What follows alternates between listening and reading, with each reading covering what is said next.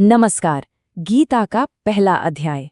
ज्यादातर लोग इसे सिर्फ एक युद्ध की तैयारी के तौर पर देखते हैं, लेकिन ये उससे कहीं ज्यादा गहरा है। असल में ये हमारे अपने मन के भीतर जो युद्ध क्षेत्र है ना, उसका एक नक्शा है।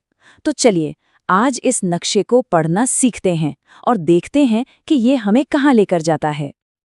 ये एक बहुत गहरी बात है और यही गीता का सार भी है। ये कोई पुरानी कहानी नहीं, बल्कि इंसान की असली क्षमता को पहचानने का एक गाइड है। एक ऐसा रास्ता जो हमारी आत्मा को जगाने के लिए बना है।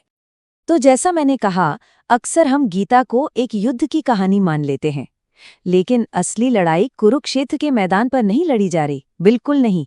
असली युद्ध तो हमारे, आपके, हम सबके मन के अंदर लड़ा जा रहा है। और यही इस अध्याय का सबसे बड़ा रहस्य है। और पता है सबसे दिलचस्प बात क्या है?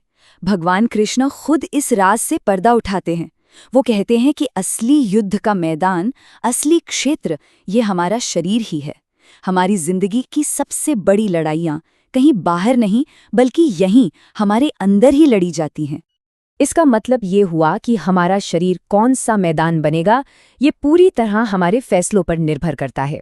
जब हम सही रास्ते पर चलते हैं, अच्छे गुणों को चुनते हैं, तो ये धर्म क्षेत्र बन जाता है, शांति और विवेक की जगह।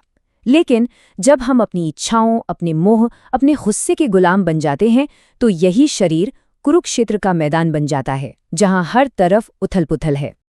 तो इस अंदरूनी युद्ध क्षेत्र में दो सेनाएं आमने सामने खड़ी हैं। गीता में जो पांडव और कौरवों की सेनाएं हैं ना, वो असल में हर इंसान के अंदर मौजूद अच्छी और बुरी ताकतों का प्रतीक है। एक तरफ है दैवीय गुण, तो दूसरी तरफ है आसुरी वृत्तियां। पांडव हमारे अंदर की अच्छाइयों को दिखाते हैं, जैसे धर्म, भक्ति, ईश्वर से प्रेम। वहीं दूसरी तरफ कौरव हमारे अंदर के अवगुण हैं, जैसे मोह, गलत सोच और भ्रम, जो हमें इस दुनिया में उलझा कर रखते हैं। और यहाँ देखिए, इस लड़ाई में एक असंतुलन है जो साफ नजर आता है।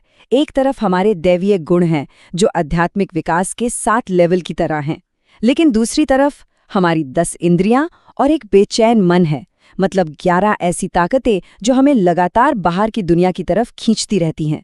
तो जाहिर है ये लड़ाई शुरू से ही आसान नहीं है। अच्छा, तो अब हमने सेनाओं को तो समझ लिया, अब जरा इनके सेनापतियों को भी समझ लेते हैं। ये सिर्फ इतिहास के किरदार नहीं है, बल्कि ये हमारी अपनी साइकोलॉजिकल स्टेट्स, हमारी मानसिक अवस्थाओं के बहुत शक्तिशाली प्रतीक हैं। सबसे पहले आते हैं राजा धृतराष्ट्र। देखिए, वो जन्म से अंधे थे, लेकिन उनका शारीरिक अंधापन असल में एक गहरे आध्यात्मिक अंधेपन का प्रतीक है। वो जानते हैं कि सही क्या है, उन्होंने धर्म के उपदेश सुने हैं, लेकिन फिर भी वो आंखें बंद करके बैठे हैं। वो उस जानबूझकर की गई अज्ञानता के प्रतीक हैं। और धृतराष्ट्र के पहले ही शब्द उनकी पूरी मानसिकता को खोलकर रख देते हैं। वो संजय से पूछते हैं, मेरे पुत्रों और पांडु के पुत्रों ने क्या किया? वो हमारे पुत्र नहीं कहते। ये जो मेरा तेरा का भाव है ना, यही तो परिवार, समाज और हमारे अपने मन में हर संघर्ष की जड़ है। अब आते हैं पितामह भीष्म पर। वो प्रतीक हैं भ्रम के, इल्यूजन के।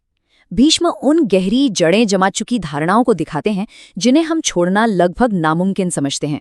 हम उनका बहुत सम्मान करते हैं, वो बहुत शक्तिशाली हैं, लेकिन आखिर में वही हमें सच देखने से रोकते हैं। और यहाँ एक बहुत गहरा कनेक्शन है। दुर्योधन, जो हमारे अहंकार यानी ईगो का प्रतीक है, वो जानता है कि उसकी असली ताकत भ्रम पर टिकी है। वो कहता है, जब तक भीष्म जीवित हैं, हमें कोई नहीं हरा सकता। क्योंकि जब तक हमारे अंदर भ्रम जिंदा है, हमारा अहंकार खुद को बहुत सुरक्षित महसूस करता है। चलिए अब अपना ध्यान अर्जुन की ओर लाते हैं। अर्जुन हम सब में मौजूद उस सच्चे साधक का प्रतीक है जो सच की तलाश में है। वो युद्ध के लिए पूरी तरह तैयार है, लेकिन एक ऐसे संकट का सामना करने वाला है जो उसे अंदर तक हिला देगा। शुरुआत में तो अर्जुन पूरे आत्मविश्वास से भरा हुआ है।